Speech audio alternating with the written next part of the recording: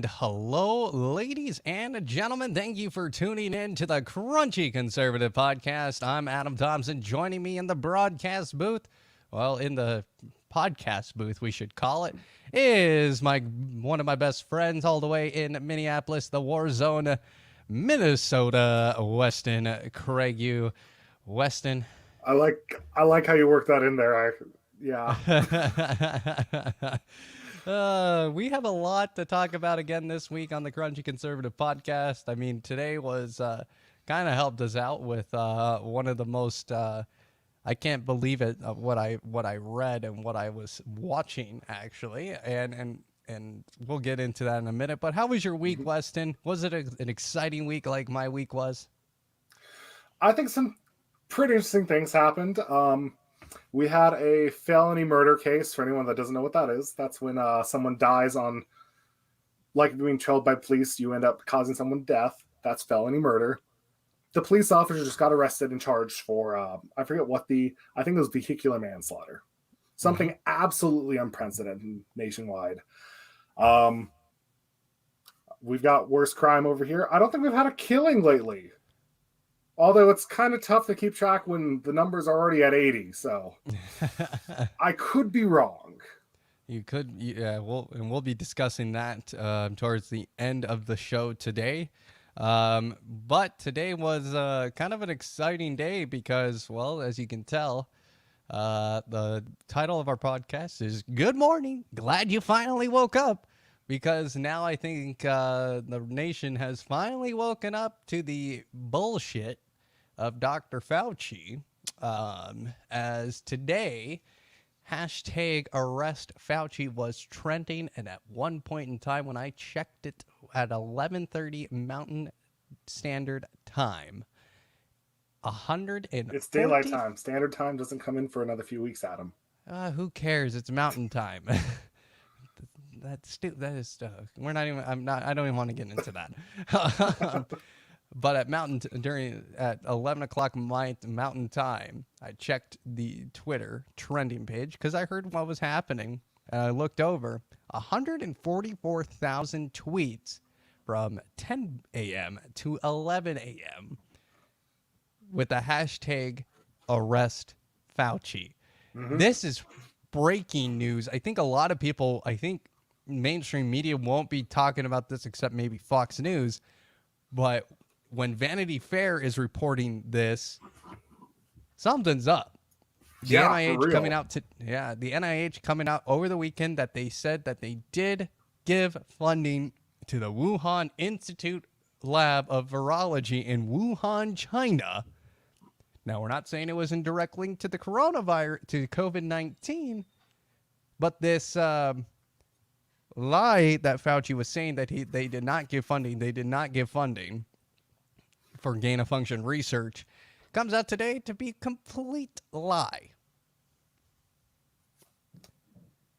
Yikes. So let's talk about it.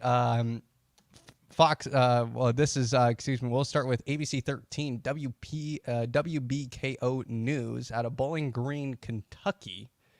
This is one of the first, if you Google this is one of the first sites to actually have a good story about it, and I'm guessing it just came, it's definitely not typed up by them. I don't know. The NIH kept saying, no, we didn't, until last night they admitted, yes, they did do it, said Senator Rand Paul. The National Institute of Health is now admitting to funding gain-of-function research at a lab in Wuhan, China, despite repeated denials from Dr. Anthony Fauci that U.S. tax dollars were used for funding. So the head of Congressional Oversight Committee from the House of Representatives demanded the information, and for once we got somebody who's actually responded and told the truth. See, I've been asking my counterparts, Democrats across the aisle, to investigate this, not for partisan reasons, but because both sides should want to prevent another pandemic from occurring, end quotes from Senators Rand Paul. Mm-hmm. Rand Paul, he's been on this. He's been trying to drill this home about the NIH giving U.S. taxpayer dollars for gain-of-function research to the lab in Wuhan, China, which we can pretty much say at this point That's where COVID-19 came from. This is kind of a scary moment now because now we're seeing a glimpse of truth finally about this virus. Well, it's not even scary on that part. It's the fact that so many pieces of evidence came out before and they chose to hide it. It wasn't even like they decided to cope up and admit they did wrong, but they hid it the entire way. What was it? A couple months ago, the leaked emails about it from NIH. The dude that was leading the research over in Wuhan was leading the WHO task force. It's been stinky the entire way, and only the right has really been challenging the narrative of, hey, maybe there is something going on that they're lying about.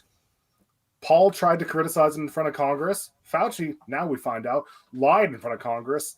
Was he under oath? Because that Yeah. is an entirely different thing if he is under oath, too. It's a Well, I terrible mean, crime. anytime you testify in Congress, you are under oath. That is So he something. lied under oath like Clinton. Cool. Yeah, he lied under oath. He lied to Congress. He lied to the American people. And I'm gonna just say it right now. He needs to be arrested. He needs to be thrown out of the NIH. He needs to be thrown out of any sort of position of power that he has about this. I mean, he's been so flip-floppy and wishy-washy this entire pandemic, and it's now time. It's finally biting him in the ass for being so wishy-washy. And I can't believe that we are listening to somebody who never treated one single COVID-19 patient to dictate policy about COVID measures. I mean, this is absolutely insane. Dr. Fauci is a liar. He is somebody that we should not trust, but we trusted as the national expert. Donald Trump was right. He's an idiot. He is a freaking idiot. But Trump didn't fire him. And Trump should have fired him. He should have, but he didn't. And I think that's just as criticism worthy. I mean, let's be real. More reports coming out about some of the means and ways that he was testing certain viruses and certain diseases were on puppies. And that's something also that is causing alarm with the American people. Also, back many years ago, he was doing torture treatments and torture testing on monkeys.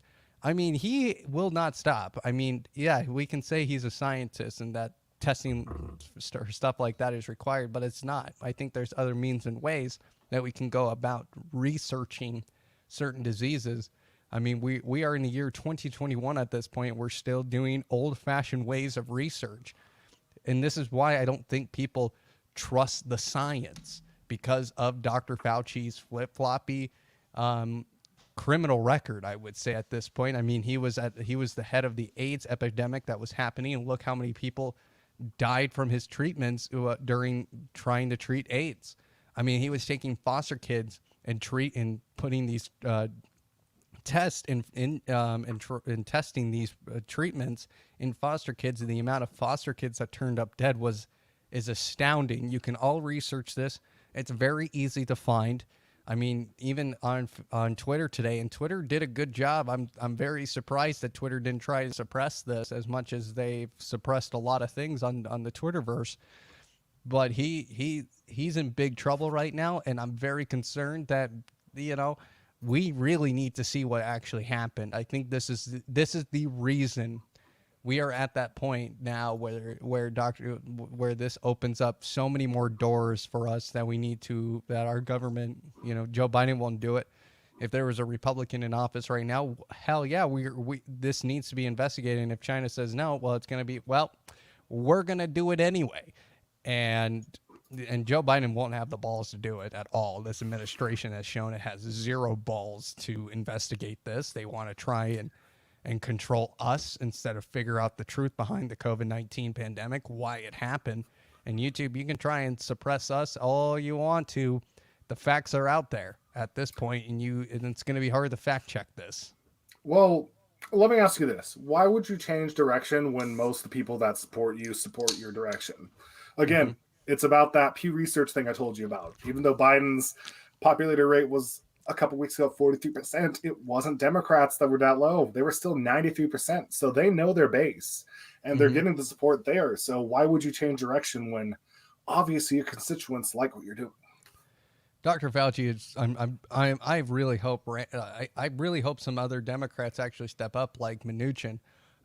who is already against the infrastructure bill. Hopefully he takes a stand on this and says, okay, yeah, we really need to look into this. We need to investigate and maybe criminally charge Dr. Fauci. But this AG of Garland is such a joke of a attorney general. He literally has labeled parents as domestic terrorists at this point, has not really investigated any crime. And he also said, and I quote, he gets his information from the news. What are we doing? What is I mean, this to be government fair, I mean, doing? everywhere is the kind of the news, but I think he did say like CNN or something like that. Yeah, you get your information from the news. You're the freaking Attorney General of the United States.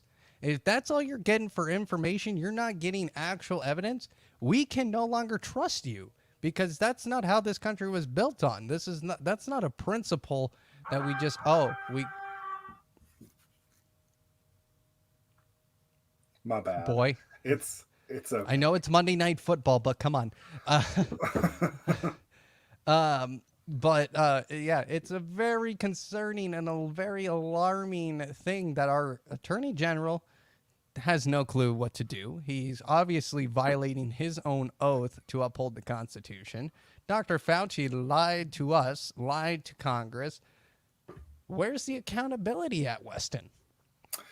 I don't think there is going to be any.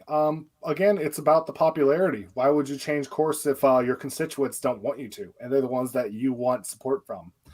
Mm-hmm. If you start throwing people under the bus, you're going to see them drop support. And again, they're 90% supportive of Joe Biden and the administration. Why do you want to ruin that? But at minimum, though, if we are going to get a just response to this, at minimum, Francis Collins, Fauci, both need to be gone. They both lied. They both really put forward the effort that there was zero gain of function going on. Given Francis didn't testify, I don't believe, but still, he did it. He was another huge geneticist that's at the lead of the National Institute. We need turnover, and I don't think it's going to happen personally, but we need it. We really do, and I think this is the one thing that's going to unite America together again. Is this hatred toward is really going against this current administration and everything that it's done so far, especially regarding COVID-19 measures. So it's going to get very interesting here very quickly to see what really happens. But I mean, obviously the Biden administration is not going to do anything. So it's going to be an act of Congress that it comes from. And even then, that's good. That's a tough uphill battle. You're going to be waiting until 2022. Really, that's going to be that's it. I think 2022, when the midterms happen, I think we're going to see some house seats being flipped, as there are several Democrat seats up for grabs in the 2022 election. Same with the Republicans, though. The Republicans have to hold and gain. Democrats, they don't have to hold; they just have to gain. That's the real thing about 2022. So, well, let's move on here. Mandates really are not working still. A new study came out and found that 9 out of 10 employers are in fear of losing employees because of the vaccine mandate. Well, what a shocker. We'll see what happens. I feel like it's not going to happen. Like what has it been, 2 months since Biden said he was going to introduce the rule change, and we still haven't had it happen. Well, I think it comes into effect November 1st. It comes into effect November 1st. Let's see if it happens. But I feel it's going to be vaporware. But I mean, if it does happen, I think you are going to see an exodus of people. Maybe not half the workforce, but a significant chunk where it's going to hurt. And that's not a good thing already when we're having supply chain issues with things like truckers, meat manufacturing, grocery stores, fast food. Service industry is struggling right now. And especially if we get an exodus of even like 1/10 of workers, it's going to hurt. Well, the biggest thing is that Pete Buttigieg. Let's talk about the supply and chain and supply, or supply and demand, or supply chain, supply and demand, supply chain issue. Pete Buttigieg has been on paternity leave for 2 months, which I didn't realize a man could be on paternity leave for one child. So, I mean, I like it. but there's a huge crisis, and basically he came out and said, "I'm still on paternity leave. This is how it's gonna go." That's what he came out with and said, and I'm like, you are a part of this administration. This is your problem. This is what you have to solve, and you are Yep. not doing a damn thing about it. And really, I'm so glad people like Ron DeSantis exist. He wants companies to start using his ports in Florida to get this going, because obviously the port of Long Beach and in LA, it's just not working. They're not going to No. get it done. It's too much work for them, in my opinion. So now we need to figure out a different operation way. And I'm sorry, if two stooges in the Midwest can say this, obviously it can get done. Like if two stooges can just go, oh yeah, we need, even though we don't know the logistics side of getting those ships across, you know, onto the other side of the country. It depends on how big they are too, because there is a limit to what can go through Panama. I Mm-hmm. believe I believe the maximum size. It's not Panamax anymore. I want to say Panamax Plus, but I think that's wrong. But basically, that's the biggest you can get through. If it's any bigger, it's got to go either all the way over through the Hudson or all the way around the south of South America and come all the way back up. So I it mean, at depends on this how big the point, ships are. yeah, that's really what it depends on. And we're not going to discuss the logistics because we know zero about the logistics when it comes to this. Yeah. But there needs to be some alternative options starting to open up for these companies, because there is a huge supply chain demand at this point. Yeah. There are so many people who are wanting their products. I mean, and the fact that Jen Psaki would come out and say, "Oh, that's a high class issue." No, that's an everyday American issue, Jen Psaki. Okay.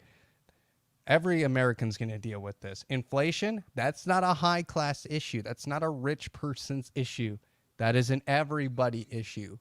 Gas prices so high, that is an everybody issue. Yep. These things that they say are just, oh, this is just affecting the rich. No, this is affecting every single American, from the richest of the rich to the poorest of the poor. Yep.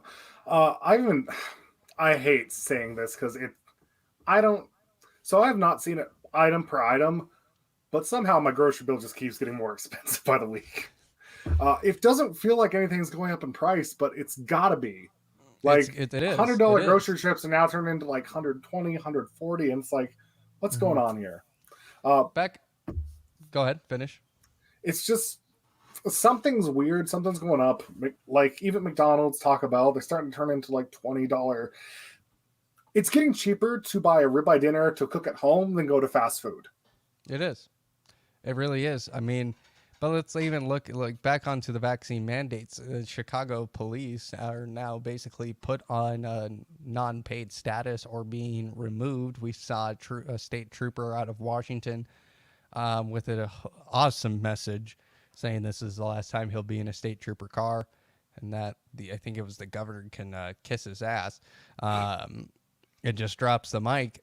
We're going to see more and more of these people leave. I mean, crime rate in Chicago right now, the chances of being a victim of a violent crime, 1 in 105. The chances of being a victim of a property crime, 1 in 33. It is safer than 8% of U.S. cities. So those, I mean, that Are you telling me Minneapolis is worse? I am telling. We'll get to that, because yes, it is worse. Oh Lord.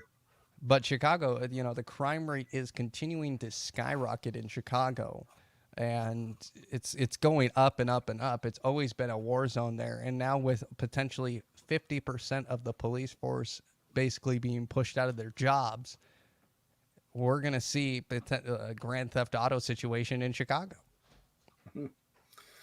We've had that here lately. I'm sure you've seen the news about the Uber drivers and Lyft drivers just getting hijacked. I believe, I might get the date range wrong here, but I believe since the 11th, there have been 12 carjackings. I mean, it was almost one per day for a while. In fact, the city had to issue a citywide warning 2 days ago. And within 24 hours, another car was jacked from an Uber driver. It's terrible. Wow. It is. It really is terrible. these vaccination mandates. I mean, we saw the Southwest Airline pilots union go request the courts to last week. They requested the delay of the vaccine mandates. Who knows if that will go through?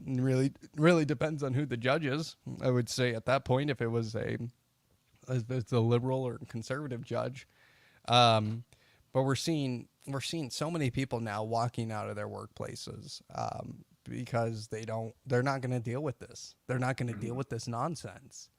And when we live in a government that is just more than willing to give welfare checks away, doesn't sound so bad now at this point, doesn't it? Well, I know the eviction moratorium ended here in Minneapolis, Minnesota in general. I don't know if there's still the additional welfare that's going out. I'm pretty sure that ended as well, but I mean, people may be finding a way to live off of it too. I can't attest.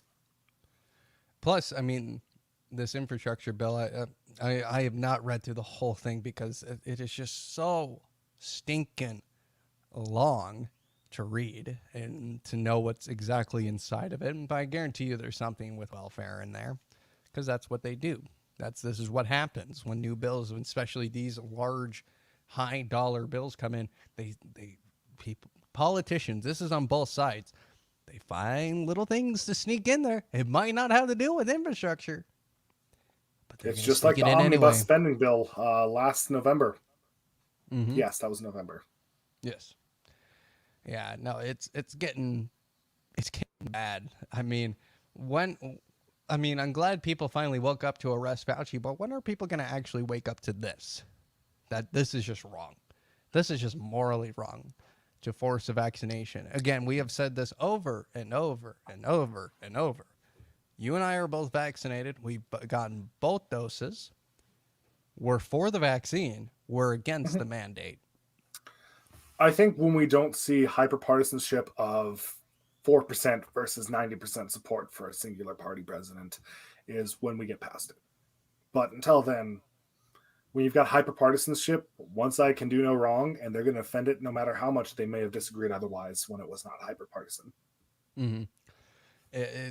I mean, we're seeing even like, when we'll talk about the NFL here in a little bit, but NFL coach, Chicago Bears coach Matt Nagy, he's been diagnosed with COVID-19, and he's fully vaccinated, obviously.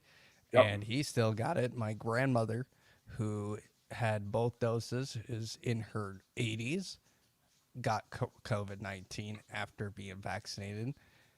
Obviously, now the third shot being approved, the booster shot being approved, and also being the regular vaccine, not the booster shot, but the first two doses being approved for kids 6 to 12, I believe. 5 to 11. 5 to 11. 5 to 11. It's, and I think it was Moderna or Pfizer comes out and says it's 90% effective. Yeah, and like half doses, but they're seeing better results than young adults. I mean, this is getting out of hand. I think we're to that point where it's like we need some form of just balance here. Like, people who are against the vaccine mandates are not all anti-vaxxers. I think there's needs to be a clarification in that. But as long as this president is president, he's going to continue to use this divisive narrative to continue even the New Zealand president even admits that this is about creating two classes. And that's what's starting to happen here, is that it's creating two different classes of people, the unvax versus the vax. Mm-hmm. And I mean, I don't want to be part of the vax class. I'm sorry. I really don't, because I think, the people who are pushing that narrative are the people that we should not be listening to, especially when it comes to medical advice, because these are the people that will argue because they went to college, and think that they know better than somebody who didn't go to college or somebody who didn't get a higher education. This is leading down a path, like we talked about last week, of potential civil war. And really, Bill Maher said it best this past weekend on his show. There's this conversation about a national divorce. Representative Green, Marjorie Green, as we all know, Marjorie Taylor Greene. Not my favorite person in the entire world. I don't like a lot of the things that she tries and do. She acts like she's a conservative activist, but sometimes she just goes a little too far. She's doing the squads game for the right. I Yeah, get it, but also obviously I don't like it. I don't like it. She's not one of my favorite She's the representatives in red the version of world. Ilhan. Yeah, yeah, the white version. But I met Republican. I mean, who? Let's just be real. This is not even racism. This is just straight up. This is truth. I mean, Let's just go with the Republican version of Ilhan. okay. But she obviously, asked the question: should there be a national divorce? I mean, 40% of Biden supporters agree that there should be a succession that happens. There's a lot of Republicans and a lot of red states that believe that they could succeed from the union. And we're going, no, no, no, no, no, no, no, no, no, no, no, no, no, no, no, no. But Ben Division Shapiro is a bad idea. Division is a bad idea, but Ben Shapiro is quoted saying that it actually might be the one solution to figure out our problems. Well, not quote, but it's basically a way of healing this country. I don't agree. I think there needs to become I think we don't need globalism. I don't think we need one tent over everybody. But I think there needs to be a way to find that common ground between states at this point, because we're losing the states. I mean, the United States of America is not united right now. We're just the states of America. Mm-hmm. It's this pandemic has definitely accelerated everything. Mm-hmm. I don't want to say we were healthy before 2020 because I feel like that would be a misguided telling of the tale. Yeah. But as soon as the pandemic hit and we started seeing big cities pass one rule and follow it from the governor, I'm giving a Minnesota example here, and the rural areas just totally denying that and not following it at all, you already had that stark divide. Even my buddies are like, why do you follow these rules? It's like, okay, look, it's a little different. We kind of live on top of each other here versus you guys don't have a neighbor for miles. Yeah. But even at the start of the pandemic, you had that separation of people then being punished. Like we had people losing their liquor licenses for their bars here because they weren't going with the edict from Walls. It was a bad deal, and they lost their businesses because of it. Because if you're a bar, you lose your liquor license, how are you going to make income? Exactly. I mean, we saw In-N-Out in San Francisco end up getting shut down for a couple of days because they weren't checking vaccination passports. And their CEO comes out and says, we're not the vaccination police. We're not going to enforce this. Now they've shut their lobby entirely down and gone to drive-through only. I mean, that is one workaround right now, but I think their restaurant needs to be back open. I think these restaurants are too scared to do anything. It's basically just cooperation, forced cooperation at this point. And really, where well, when you're fined $700,000 for breaking COVID protocols, it's hard not to be forced into cooperation. Yeah, it's who is going to be the first to crack? Who's going to be forced to separate themselves and go against this government? I mean, at the moment, Southwest. I'm going to be honest completely. Corporations are much stronger than the government right now. All it takes for the government, and really it comes from establishment politics. You see in red states and in blue states that laws will be passed. The same laws will be passed at certain times or be on the ballot at certain times during election cycles. So, I mean, that because it comes from the establishments. I think it's, we got to find this common ground, and really it needs to be us versus the establishment, not us versus us. I mean, that's what they want. They want us to be thinking that it is you versus them. You versus somebody else. You versus another citizen with a different political belief than you.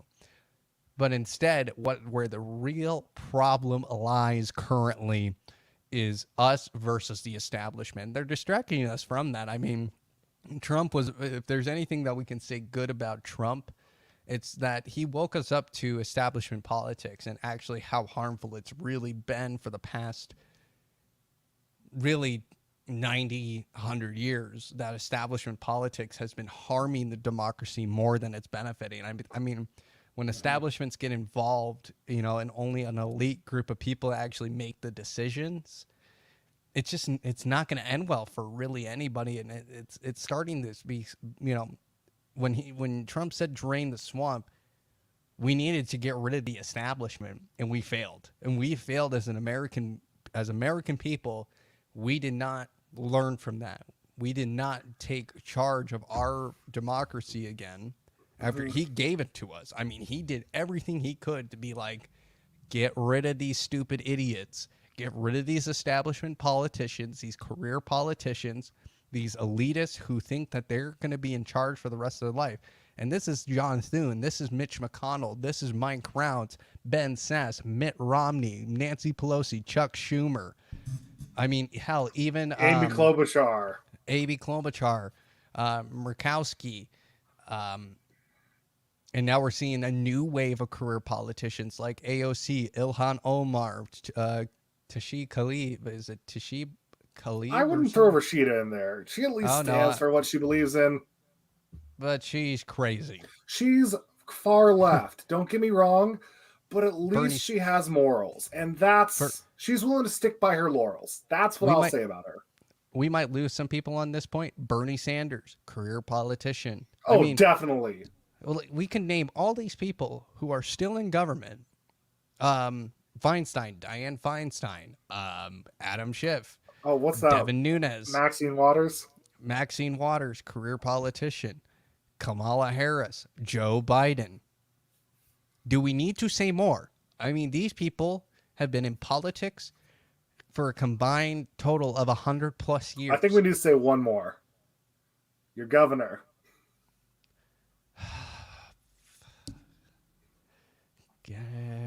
Crusty gnome. These people don't understand what it means to live an American life. They've been handed things. They've had all this money. They get all the money. They give themselves pay raises whenever they feel like it, and we don't get a say in it. It's time to stand up for our country once again and to pull the power back from this entire system of our government, because it's and the worst part is that it built up. We let this happen. And until people actually wake up and smell the coffee, the roosters are not coming home to roost. It's the hyperpartisanship, man. They're never going to vote for someone else besides their party, and that's what causes this. Yeah, we have hyperpartisanship, and it's getting worse and worse daily at this point. I mean, yes, granted, we can say we're conservative, but we believe in the Constitution. We believe in this country. We believe that somebody should have their own political belief, whatever that may be. Mm-hmm. But it shouldn't be forced upon anybody what their political beliefs are. Both Weston and I are actually more moderate than we are really right wing. I think it's incredible how much we disagree with each other too. Oh yeah, we disagree on certain issues. I mean, that's what this country was founded on, is that not everybody's going to agree on everything, even if you believe in one political ideology or the other. Like we can cut thin lines if we want to. We'll never agree on everything, and I think everybody just needs to understand that it doesn't matter which side of the aisle you're on, if you're conservative or Republican. I hate using the word conservative when it comes to Republicans, because they're falling away from the conservative ideology really hard. You know, I wouldn't even call myself a Republican. I have always gone by conservative for years now. Like, we're conservative constitutionalists. That's just how it is. I mean, we believe in the Constitution and what it stands for. We believe it should be amended to make it better. That's the whole point of the Constitution. Absolutely. If you've ever read the Constitution, it's never said once that these are the laws of the people. These are the laws to restrict the government of doing things to us. That document gives us the power, not the government. It restricts it. It never once, and this is a failure in our public education system as well, for not explaining that better, that it's a restriction of the government. The government shall not make any laws or infringe on the rights of the people for freedom of speech, freedom of religion, freedom to assembly, peacefully assembly, and freedom of press Yep. and petition. Those are Or the the 5 civil things in the rights. first. Or yeah, exactly. I mean, people we're never going to find this common ground. Never. We're never going to find common ground until we realize, hey, I might not agree with this person on everything, but we can find something. I mean, I'm seeing a lot more debates happen on TikTok where the common ground is, somewhat there. I mean, I've watched a couple of conservatives debate people. There's a lot of conservatives who don't know how to debate. Yeah. Okay, I mean, you got to find the common ground, and then you got to find the discrepancies. Where do we disagree on? Where is it fundamentals? Is it moral? Is it this? Is No. it that? Is it As fact? much Is it as as theory? much as I What? think he's kind of gotten away from this, Crowder had a good format for this a while ago. Like the early stages of Change My Mind were great. It Mm-hmm. wasn't. They It found the wasn't common ground. always. Sorry. Go ahead, finish. It was about finding common ground, and given sometimes, I mean, you can argue someone that's heavily researched their stance versus going into a college with a bunch of people that don't really understand what they're thinking of. Not exactly a fair fight. No. But it had the principles of where this should come from. We should explain what our thoughts is, why we got there, and not hate each other for our outcomes that we've come from there. And if we see flaws in each other's logic, explain those flaws. Don't criticize and be like, you're an idiot. Be like, Yeah. okay, I see where you're coming from, but I think you're drawing the wrong conclusion here. And really, what really needs to end is wishing people dead for political Oh my differences. God. It's gotten out of control. I mean, when I got banned on Twitter for 12 hours, it was because somebody said karma to Ron DeSantis' wife being diagnosed with breast cancer. That shit's got to stop.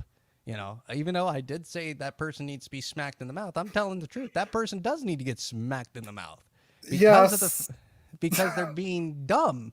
They're not using their brain. And that's what we're missing. Some of these people do need to get smacked. I mean, that's the only solution for these people is to get smacked in the mouth where maybe the brain turns on. And sometimes the brain doesn't always turn on, so you smack them again. I mean, we need to go back to old-fashioned tactics with some of this stuff because it worked. I mean, it really, instead of coddling people in this, my generation and the generation after me, instead of coddling them, sometimes you just need to beat them over the head with something. The light will turn on eventually. Okay? What did your parents always say when we were doing something stupid? He'll only do it once. Yep, you have no idea how much I just had to resist making a transition out of that to our next topic.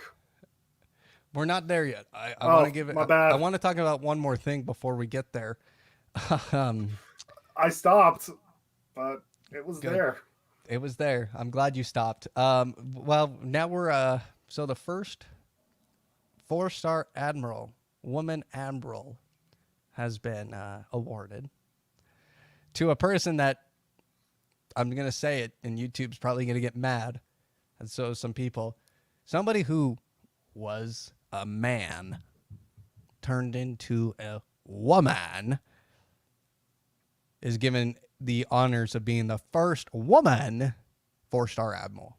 How do we feel about this? I mean, I'm really uncomfortable. I'm actually I am more saddened than anything for actual girls and women who are aspiring to become admirals in the United States military.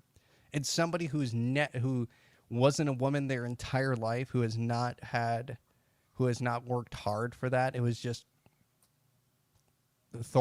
hormone therapy and a sex change, and boom, you're a woman. This is getting out of hand too. This whole transgenderism debate. I don't want to discuss this too much because I feel like there's a lot of people that will get offended, and I don't want to really offend too many people like Dave Chappelle did and have people walk out on us. But That was not the way I thought you were going to go with that, but all right. But this is getting insane. I mean, when are we going to actually call a spade a spade? Okay. I'm trying to figure out how I walk on eggshells around this. I'm just joking. I'm It's not gonna so walk on hard. eggshells, It's so but hard. here's the thing. Look, I really am for acceptance here. Um, my brother is of the LGBTQ community. He is gay. He's got a husband. I'm happy for him. I'm very happy for him. And if you feel that your identity is somewhere else than your biological being, that's fine. I am good with recognizing who you are and making you feel happy for fully becoming what you visualize yourself being and how you are on the inside. That being said, we are taking achievements away from people that were born this way, that are achieving things that you would never see them accomplish. It's like, who's going to be the first female NFL player? Is it going to be a trans woman or is it going to be a woman? I don't think that's wrong to ask because there is a differentiating feature or a differentiating factor there. Mm-hmm. Are they still women? Sure, but I think it's a bigger achievement when someone that's coming from a biologically disadvantaged stance, such as someone that had less testosterone to pump into their muscles, to have the twitchy reflexes that men do because of higher testosterone, and then make it into the big leagues that beat other guys that they really kick their butt at if they make it that far. It's Have we gone too far? It's disenfranchising almost. It is sad. I It's mean, just like the was it a UFC fighter that kicked the can of one of the other female UFC fighters and won the championship? yeah. I mean, here, you know, and this is a great point that somebody brought up, and I kind of agreed with them on this. I can't remember who said it, but Caitlyn Jenner, in the first year that they transitioned, they got ESPN's Woman of the Year. What? Yep. I was actually going to bring that up, but I figured that was a I mean, this isn't this point. I mean, it is a beaten horse, but we should bring it up because there are hundreds of millions of women who were probably more deserving of being Woman of the Year, and all because a man turned into a woman. They were and came out with it and were public about it. They deserve it more than a woman who has achieved the highest goals that you can achieve in women's athletes. Mm-hmm. There's a rap lyric in a song from Tom McDonald that went something along the lines of, people that give their lives for the nation get a day a year, but if you come out, you get a whole Pride Month. You do. We've got our standards of who is brave in very different baskets now. It used to be that young men that went out despite the better judgment to stay home and not risk their lives in such a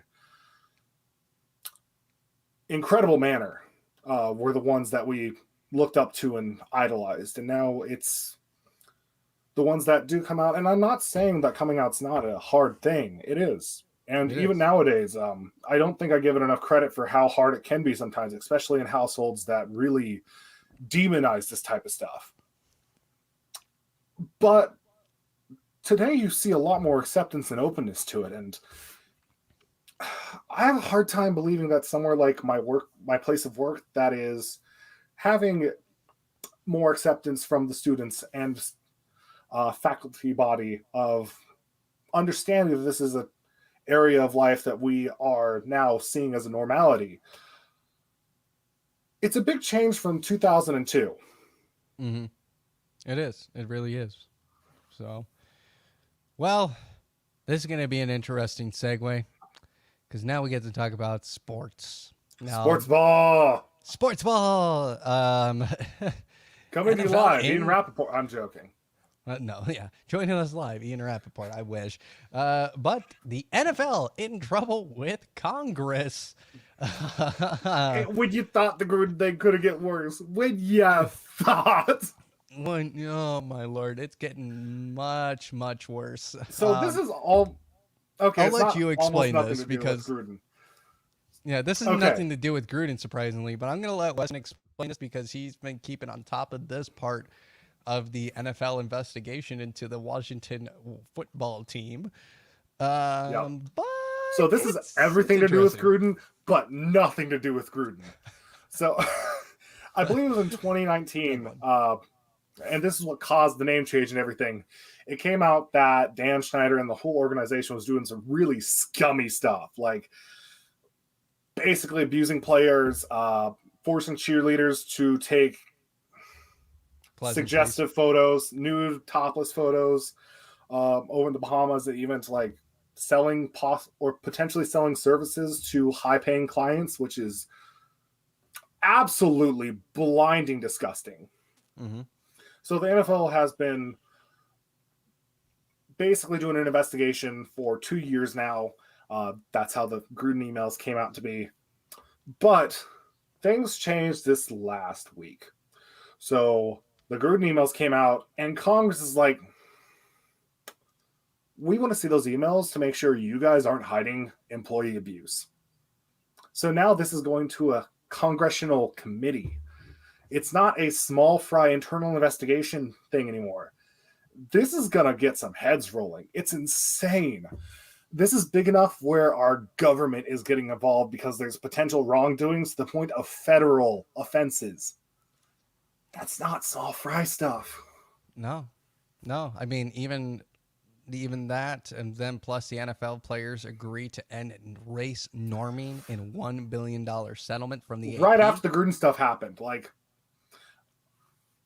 this is all perfect timing, and it really gets the. I hate saying this because I do not like conspiracy theories, but it really gets the brain chugging with, what are they doing? Are they trying to hide something? I mean, what did I say last week? What did I If say last week? They're covering something up. They are hiding something. That's why John Gruden was a sacrificial lamb. very much, it could very well be. Again, if it wasn't for the emails mentioning Groot or Goodell, I don't think he'd have been gone, but maybe not. Yeah. The race norming thing was released Friday, when news was released to die. So nobody knows about it. Gruden was fired, that gets dropped, and all of a sudden now the focus is on the committee, which this one shocked me that this made the main news. The congressional investigation, because you would think that's the one we want not to happen, but no, that's the one everyone knows about now. Well, according to ESPN, Congress seeks seeking documents, information from NFL's investigation into the Washington football team. Two House Democrats sent a letter Thursday to the NFL Commissioner Roger Goodell, demanding the league provide Congress with the results of the investigation into the Washington football team's workplace culture. The 5-page letter, written nearly 2 weeks after leaked emails led to the Las Vegas Raiders head coach John Gruden's resignation. His emails over a 7-year span sent to the WFT president Bruce Allen, including racist, anti-gay, misogynistic language. It also led to renewed calls for the NFL to release the findings of the independent investigation led by attorney Beth Wilkinson into the Washington's workplace. There are no written reports. After nearly a year-long investigation, the league has not released all the findings, according to the NFL spokesperson. The league is not going to reopen the investigation or release the 650,000 emails it collected. The letter sent by Representative Carolyn B. Maloney from New York, who is the chairwoman of the Committee of the Oversight and Reform Committee, Committee on Oversight and Reform, and Representative Raja Krishnamoorthy. I'm not even going to say your that best. name. I did my best. From Illinois, asked the league to turn over a number of documents and answer numerous questions involving the investigation by November 4th. They want the NFL to produce all documents and communications obtained in connection with the investigation into the Washington football team, its management, its owners, and any other relating or resulting from Washington football team investigation. They also want the NFL to detail the role in Wilkinson's investigation and why there was no written report after 150 people had been interviewed. It also raises concern about non-disclosure agreements that former employees signed. And it wanted to know what terrible journalism this is. Period, capital, and. and it wanted to know its role of the NFL's general counsel, Jeff Pash, in the investigation. Pash's close relationship with Allen was revealed in some of the leaked emails on topics that range from jokes on the league's diversity initiatives to rescinding an NFL fine. Allen was fired at the end of the 2019 season. The two Democrats wrote, quote, we have serious concerns about what appears to be widespread abusive workplace conduct at the Washington football team and about the NFL's handling of this matter. Communications between league management and Washington football team leadership also raises questions about the league's assertive impartiality in these investigations, end quote.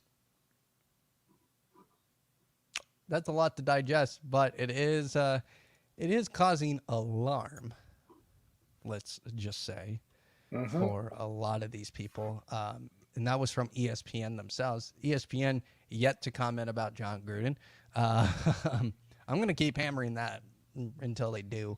Members of Congress, this was from USA Today. They're also reporting that as well. So yeah, that's going to get interesting. It's like you said earlier, Roger Goodell probably, before we went live, Roger Goodell probably going to get fired or be let go of this, which means it's going to be kind of an interesting couple of months after it won't happen until the NFL season's over with. But yeah, if we get what we deserve from the NFL, John Gruden's going to be the new commissioner. It's going to be terrible. Or Jerry Jones. Palpatine is not going to be commissioner. God dang it! Let him be commissioner. As long as he sells the Cowboys, I don't care anymore. If he wins 2 years, then he's gone again. Oh, that's terrible. Calm it down there, sir. Calm it down. I know you're in Minneapolis. I know crime is up there, but geez, you don't need to murder. That was more of an old joke. It was kind of terrible. Well, let's move on to the final thing we're going to be talking about. That is... Yes. Are you okay? Are you okay, sir? Do you need a drink? No. I just need not to make age jokes. One more thing about sports before we move on to the last topic. How funny do you find it that the Atlanta Braves and the Houston Astros are now vying for the MLB World Series championship after the Atlanta Braves lost the All-Star game in their brand new stadium that they built and that was promised to taxpayers, and now they get World Series. Yep. Hey, what a if trade-off. I've learned one thing, God hates the Dodgers, but not as much as God hates the San Francisco Giants. For those I of you think who this is good payback. They're going to be getting the income from all this. I'm hoping they're going to triple their income. Record breaking. I mean, the All-Star game, it brings in a lot of income, but that's only one single game with 2 days of activities, really. Yep. This is a full potential week of 4 games. Revenue. Wait, who's the home game? Or who's the home game? Astros. Okay, so 3 days. They get 3 days potentially of 3 days of packed stadiums. And a week-long celebration. And if they win, even longer, dude. Yeah, it's the biggest middle finger to Rob Manfred I have ever seen in my life, especially, I mean, the fact that the Houston Astros, they cheated for the World Series title a couple of years ago, and yet they and Rob Manfred calling the World Series trophy a piece of metal that, hundreds of players God hates the Dodgers. So that's it about sports. We're done talking about sports this week. Wait. Does this mean the Falcons are going to win the Super Bowl? Don't say it. They're not going to go to the Super Bowl. Cordero Patterson is going to get them to the big game. It's going to be all him. No. Cordero Patterson's killing it from fantasy, though. If the Falcons make it into the Super Bowl, the freaking Vikings are making it into the Super Bowl. Okay? That's not possible. Oh, that's right. They're both NFC teams. Who cares anyway? The Donkeys are making it into the Super Bowl. Yikes. Or Jacksonville. Or Jacksonville just goes on a run. The Titans just die. Urban Meyer. They just Urban Meyer gets his poop in the group and doesn't go back to Cincinnati. Anyway, or they turn into Ben Roethlisberger's team and they're all doing it. Last thing we're going to talk about is the Minneapolis police reform vote that's happening. Is it next week or the week after? The week after, so it's going to be November 2nd is the day that the vote happens. Wow. No, so Yep, that's we've next got week. 3 big ballot initiatives on there. It's going to be a interesting day. From Fox 9 KMSP, from who wrote this? Oh, it's just by the Fox 9 staff. Senator Tina Smith says she'll vote against the proposed charter change on November ballot that would remove released as wrestle quote and quoting herself to find the right path towards transformational change. We need public safety to everyone is safe in the homes and communities. Hey, Adam, it seems that your camera froze and your mic is getting a little glitchy. Okay. Is it good now? Yeah, you're not a robot anymore. Congratulations. Okay, cool. So you might as well just start that all over. We heard you at Tina Smith, and then it just all went howl after that. Okay, I'm look. Good thing I have a preview of the stream. I am pretty blurry. I don't know what happened there. Just a little spike, little internet spike. Need to get charter, I guess. Don't get charter. But anyway, summary of the article: Senator Tina Smith of I don't know which district she is. I'm not there. She's a senator, so she's the entire state. She is against this bill, against the police reform bill, which I think that actually might just be the final nail in the coffin for that. Actually, though, I think the more interesting one, and this is a name you're not going to know because she was my representative down in Burnsville before I moved up here. Now it's Joe Champion. Angie Craig. She beat her Republican challenger by like 100 votes out of 60,000 people. That is as close to the wire as you can really get it. Mm-hmm. She absolutely sees how big of a loss this would be for Democrats because people don't want it. And they see that this is going to be a bad thing for the blue. And by blue, I mean Democrats, not police. She's against number 2. Through and through. Vote no. Now, given she's in Burnsville, she can't actually vote, but she is asking everyone to vote no because she knows, especially in this area in Burnsville, which, shocking enough, being in the Twin City area, is a 20-minute drive from downtown Minneapolis. Mm-hmm. That beautiful district area, can easily go red, and that is heart of the Twin City area still. Mm-hmm. Now, some statistics just for everybody to find out. We've heard about Chicago's crime rate being 1 in violent crime, 1 in 105, property crime, 1 in 33. It's safer than 8% of U.S. cities. In Minneapolis, here are the crime statistics currently. This is from neighborhoodscout.com. This is a website that keeps track of crime and keeps track of where the safest neighborhoods are for a lot of people who are moving to certain areas. This is a great website and tool. It's not a paid sponsorship, by the way. This is just a great website to use if you want to know exactly when you're moving to these bigger cities, which areas are going to be safe, where can you raise your kids. So highly recommend going there if you're moving anytime soon.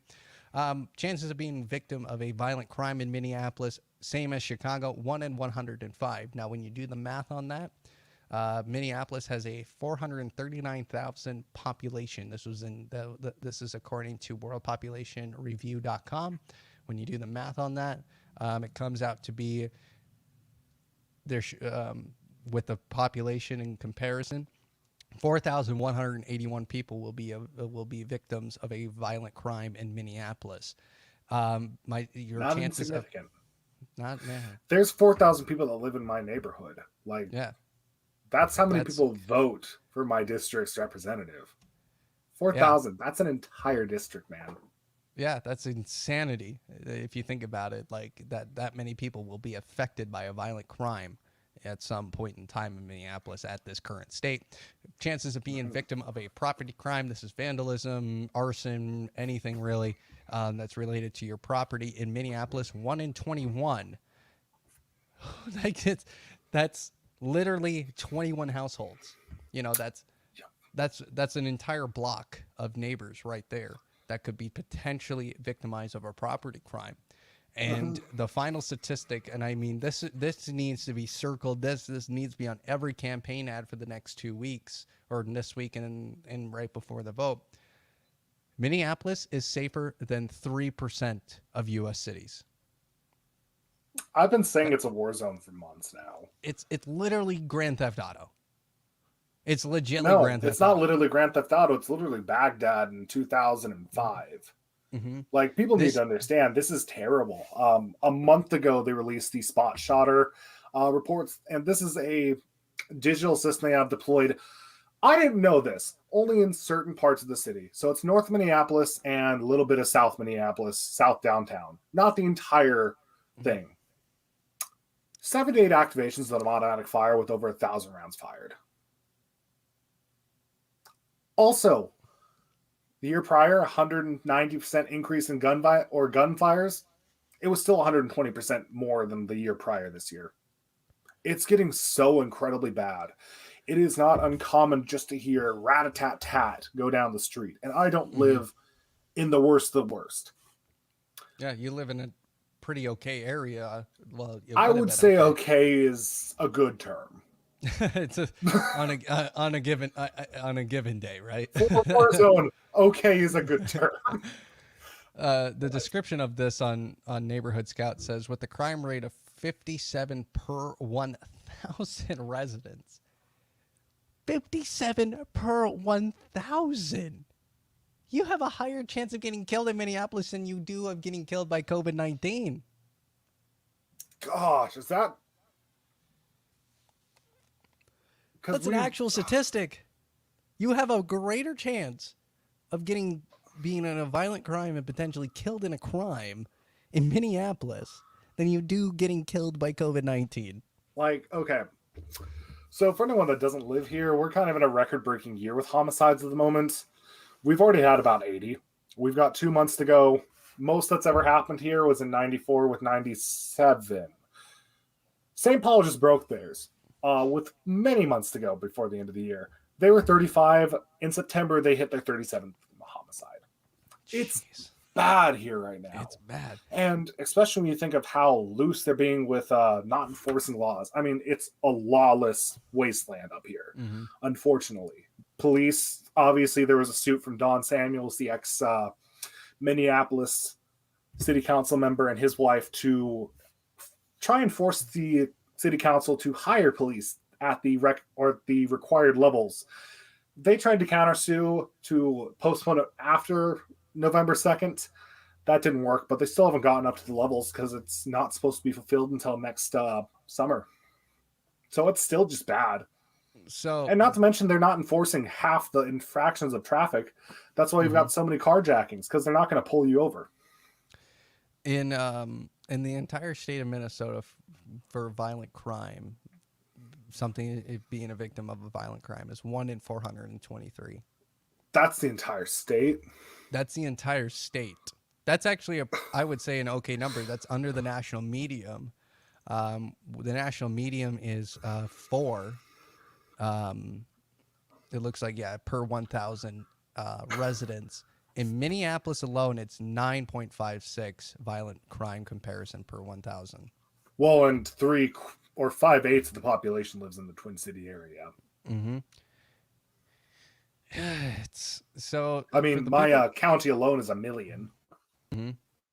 So, for those living in Minneapolis, this is our message to you. If you like this, if you like living in a war zone, if you like basically living in a real life Grand Theft Auto RP server, vote yes. Vote yes on the initiative. If you like this so much, seriously, because you'll get what you want doing that. You know, if you enjoy this. If you don't like this, if you think it's, this is not necessary, it's time to step up and do something about this, vote no. That's really it. You have the power in your hands now, Minneapolis and the citizens of Minneapolis. And if you want my honest opinion, I'm not telling you which way to vote, but if you want my honest opinion, It's not good. These are terrible numbers. When you are higher crime rate than the city of Chicago, you are labeled one of the top 100 most dangerous areas to live in the top 100. Well, and here's the other thing, Adam. Who do you think of the city wants the police gone? Do you think it's the poor people that deal with this every day? The minority communities that are getting ravaged by gang violence? Mm-hmm. Are they saying no to number two or yes to number two? Do you think Probably that? No, they're not. No. In fact, I kind of live in a transitionary zone.